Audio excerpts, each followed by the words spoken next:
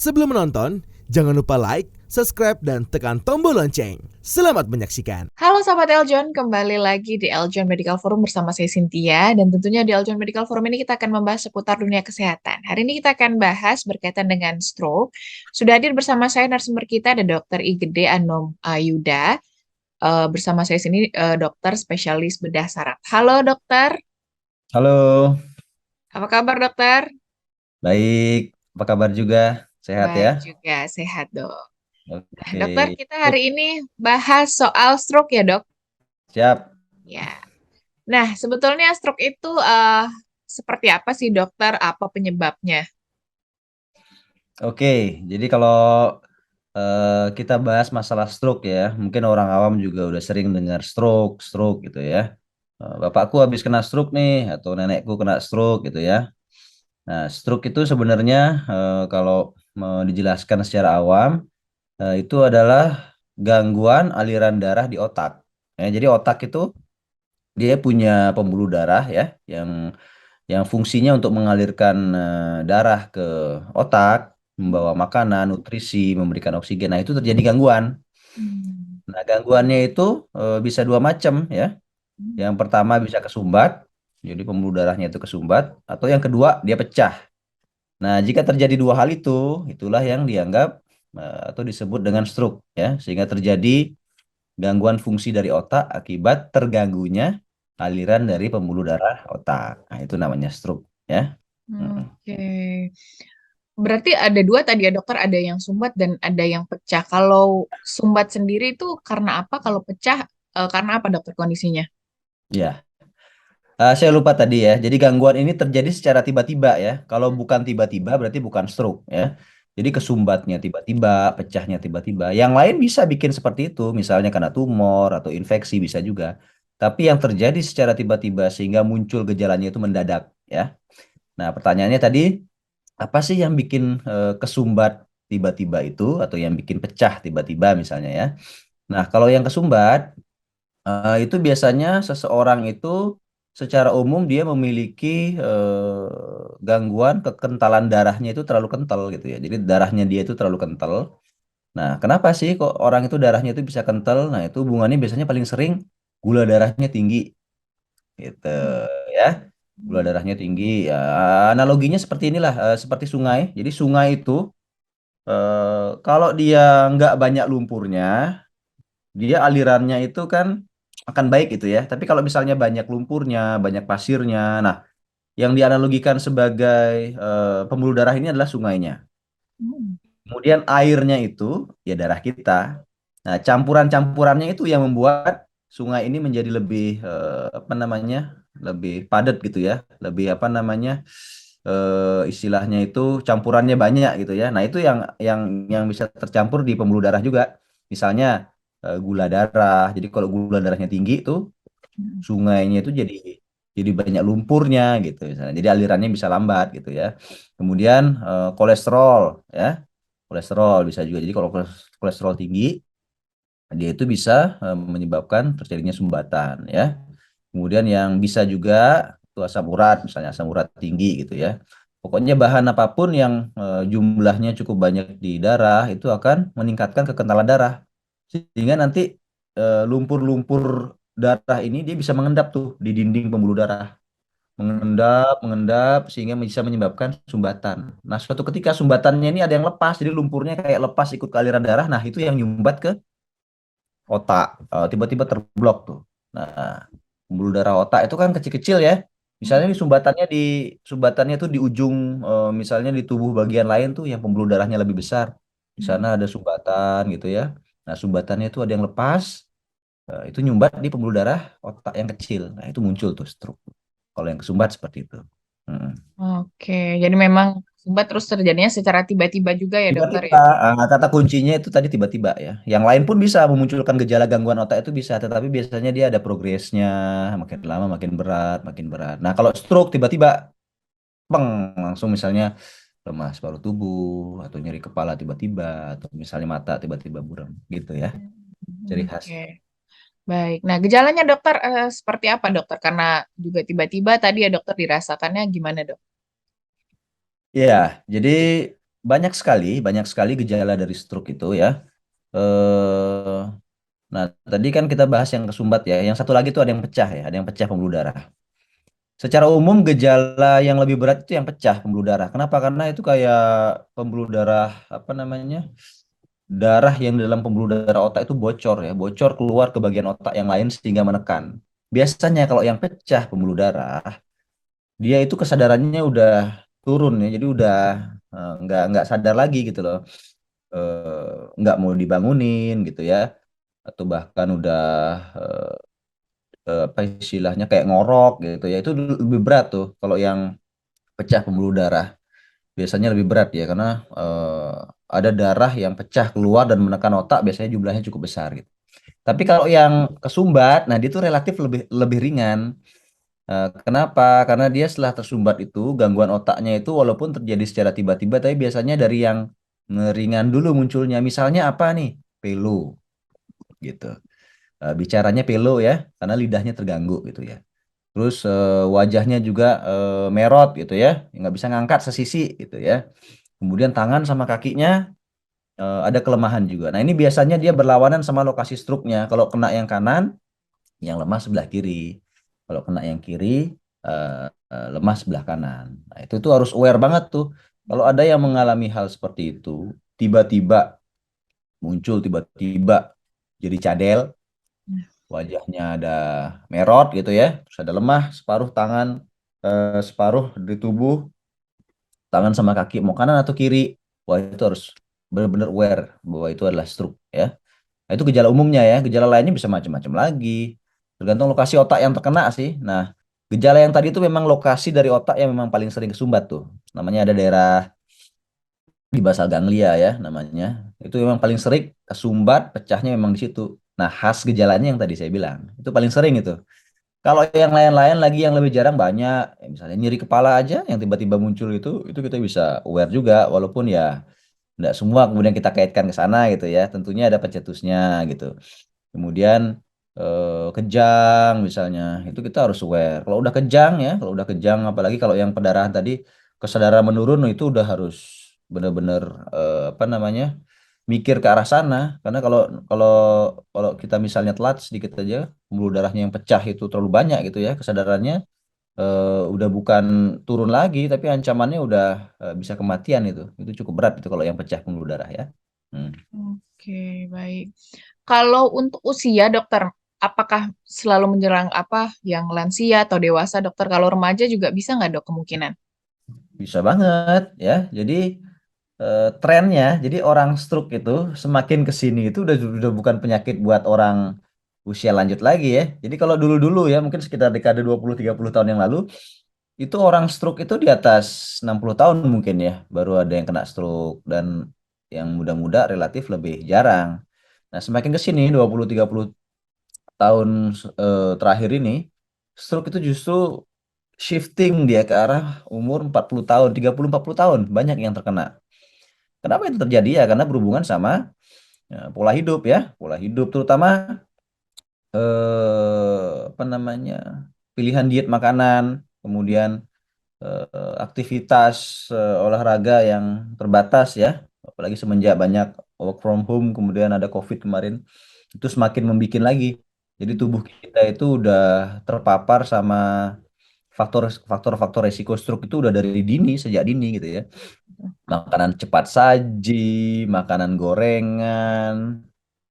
Kalau dulu mungkin orang nggak terlalu banyak makan itu ya, lebih banyak direbus mungkin, atau mungkin bahan yang digunakan untuk menggoreng lebih sehat. Kalau sekarang gorengan di mana-mana ya. Itu minyaknya yang istilahnya udah sangat jenuh lemaknya gitu, orang banyak makan itu gitu. Jadi sudah semakin shifting ini sekarang. Jadi stroke yang terkena pada usia muda itu udah semakin banyak karena itu tadi pola hidup, terutama makanan sama aktivitas kita ya, olahraga itu sangat kurang.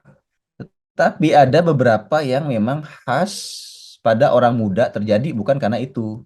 Jadi istilahnya kayak bawaan lahir. Memang ada kelainan pembuluh darah dia. Ada namanya yang aneurisma atau AVM. Nah, itu nggak berhubungan sama faktor risiko yang tadi. Itu memang bawaan dia. Dia punya kelainan di pembuluh darahnya sehingga dia bisa mudah pecah sehingga terjadinya lebih sering pada usia muda. Begitu misalnya, ya. Oke. Mm-mm. Berarti makanan itu cukup mempengaruhi juga ya dok ya stroke ini? Sangat mempengaruhi malah. Makanya yang tadi kita bahas di awal, kenapa sih kok darah kita bisa kental gitu kan? Yaitu gula darah kita tinggi, kolesterol kita tinggi, asam urat itu sumbernya semua kan dari makanan. Hmm. Ya, orang lahir tentunya semuanya itu normal karena sering waktu dia hidup apa namanya berperilaku berpola makan yang nggak baik, ditambah lagi aktivitas tubuh yang kurang sehingga semakin numpuk di tubuhnya. Nah, itu membuat darahnya dia semakin kental, jantungnya terganggu, menjadi hipertensi, semakin banyak gumpalan darah, darahnya semakin kental. Nah, itu jadi sebenarnya penyakit stroke itu bukan penyakit sebulan dua bulan ya.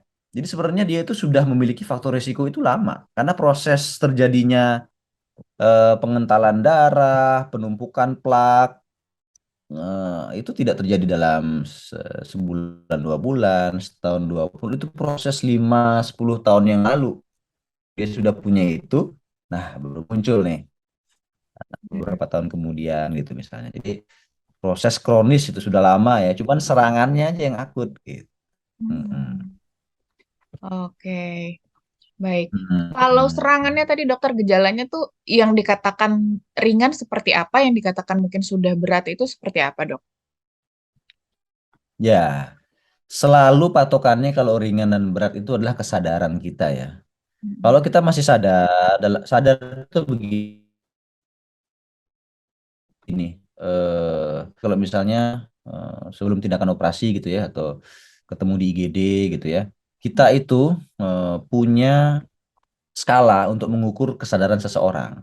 Kalau sadar seperti kita ini ya buka mata sendiri diajak ditanya namanya siapa gitu Mbak Cynthia gitu ya umurnya berapa tinggal di mana paham lah ada apa namanya kontaknya ada gitu ya disuruh angkat tangan mau gitu ya. Nah, itu kesadarannya full. Itu angkanya kita kasih 15 tuh. Full 15 ya. Tapi kalau yang misalnya kesadarannya menurun, bahkan sampai koma ya, anggaplah misalnya orang nggak sadar gitu ya, nggak sadar, komanya dalam banget, udah nggak bangun sama sekali, respon nggak ada sama sekali, dirangsang nyeri juga nggak mau, itu poinnya 3, paling bawah itu ya. Jadi skala kesadaran itu adalah dari 3 sampai 15, paham ya? Dari Hmm. yang paling sadar sampai yang koma paling dalam. Hmm. Nah, kalau kesadaran ini terganggu akibat stroke, tentunya dia akan semakin berat kalau kesadarannya semakin rendah. Nah, patokan yang berat itu 8 ke bawah itu berat, Mbak Cynthia. Jadi Hmm. kalau kita sebagai tenaga medis menilai bahwa kesadarannya dia nih, oh ternyata kesadarannya dia nih 7, Hmm. let's say 9 lah atau 10 lah, itu udah cukup udah memper-memper bawah itu kan dari 15 kan itu sebenarnya sudah termasuk berat gitu loh. Berarti sesuatu yang terjadi di otaknya dia akibat perdarahan itu udah sampai mempengaruhi kesadarannya dia sehingga turun serendah itu dari 15 misalnya menjadi 7 atau 6. Nah, biasanya di bawah 8 itu udah cukup berat. Jadi patokannya bilang berat enggaknya itu adalah dari kesadaran ya. Gitu Hmm. satu. Jadi kalau udah kesadarannya turun berat itu. Kedua, kita lihat dari fungsi gerakan tubuh kita yang terganggu. Misalnya ini masih sadar, masih sadar baik ya, bisa diajak ngomong nyambung cuman tangannya dia yang lemah itu nggak Hmm. bisa gerak sama sekali. Hmm. Mungkin ada yang masih bisa gerak sedikit gitu ya, terganggu tapi masih bisa gerak. Nah, itu masih bisa kita bilang ringan lah. Artinya dia masih bisa mengangkat walaupun lebih lemah. Tapi kalau yang sudah tidak bisa bergerak sama sekali walaupun dia masih sadar, artinya fungsinya dia sudah cukup sudah cukup berat terganggunya itu. Nah, biasanya kalau yang seperti itu balik ke normalnya lagi apalagi kalau datangnya itu udah cukup telat ya istilahnya penanganannya biasanya di rumah udah dia papain gitu dah nggak cepat ke rumah sakit sehingga lah dapat penanganan awal. Nah itu harapan untuk kembalinya biasanya kalau yang sudah benar-benar tidak bisa gerak sama sekali. Nah itu dari segi fungsi tubuh itu udah dibilang berat gitu ya. Jadi ada beberapa sebenarnya patokan ringan sama beratnya itu. Pertama dari kesadaran tadi ya. Kalau dia turun, nah itu berat. Kedua dari fungsinya, kalau dia sudah nggak gerak sama sekali, itu kita bisa bilang berat dari segi fungsi. Karena untuk kembali ke normal lagi itu cukup sulit biasanya. Bahkan bertahan, dia akan lemah saja begitu. Mm. Jadi Hmm. begitu kira-kira penjelasan ringan beratnya dari stroke ya. Mm. Oke. Mm. Kalau soal fungsi tadi ya dokter kan salah satunya kan apa gejala stroke kan ada yang tidak bisa bergerak istilahnya gitu ya Ya, dok. kelemahan Nah, tubuh ada paru ya. beberapa kasus yang terjadi itu sebelah bagian tubuh saja itu kenapa, dokter? Nah, itu tadi saya juga sebutkan tadi di awal bahwa ciri khas dari stroke itu adalah terganggunya bagian tubuh ya, fungsinya itu biasanya sesisi. Nah, kenapa begitu? Karena Hmm. otak kita itu ada dua, Mbak Cynthia. Jadi ada kanan sama kiri ya. Ada kanan sama kiri. Jadi dari otak ini nanti akan keluar serabut saraf. Bahasa gampangnya itu dia keluar dari leher lah, keluar dari leher, turun ke bawah sampai mengatur tangan dan kaki untuk bergerak.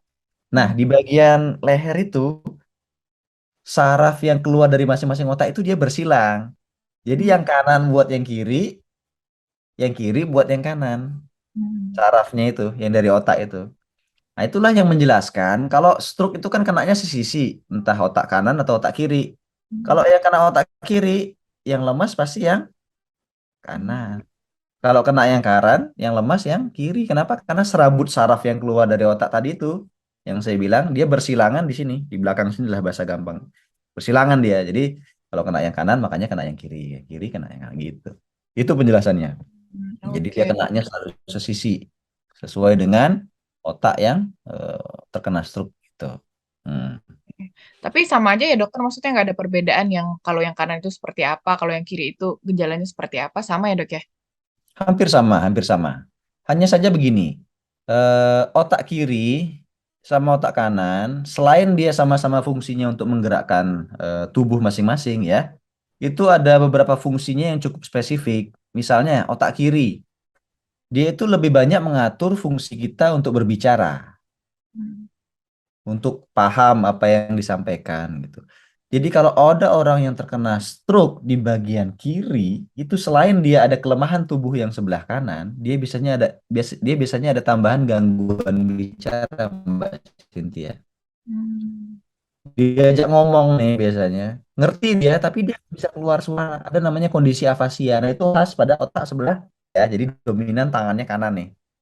Nah, Hmm. kalau orang kidal, Hmm. nah, itu biasanya yang memegang fungsi itu adalah otak yang sebelah kanan, bukan yang kiri, ya. Nah, pada orang yang tidak kidal nih, pada orang yang apa namanya dominan yang kanan, otak kiri lah yang fungsinya untuk eh, berbicara tadi, mengerti apa yang dibicarakan dan bisa mengutarakan apa yang dia mau. Nah, itu kalau terganggu, otak kiri biasanya selain ada kelemahan pada tubuh sebelah kanan, dia itu bicaranya itu bisa terganggu. Entah itu dia tidak mengerti apa yang kita sampaikan, atau dia mengerti tapi nggak bisa keluar suara, Mbak Cynthia. Mungkin kalau pernah ada anggota keluarga yang seperti itu, diajak bicara tapi dia nggak bisa bersuara. Mungkin dia pakai bahasa isyarat.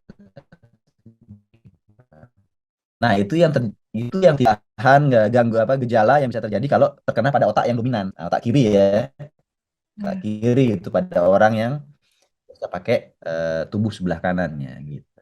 Itu perbedaannya mungkin gampangnya antara otak kanan dan otak kiri. Ya. Hmm. Sahabat Eljon, tadi kita sudah mendengar ya seperti apa itu stroke, penyebab, gejalanya, dan lain-lain sudah dibahas. Tapi jangan kemana-mana, nanti akan kita lanjut kembali tetap di Eljon Medical Forum.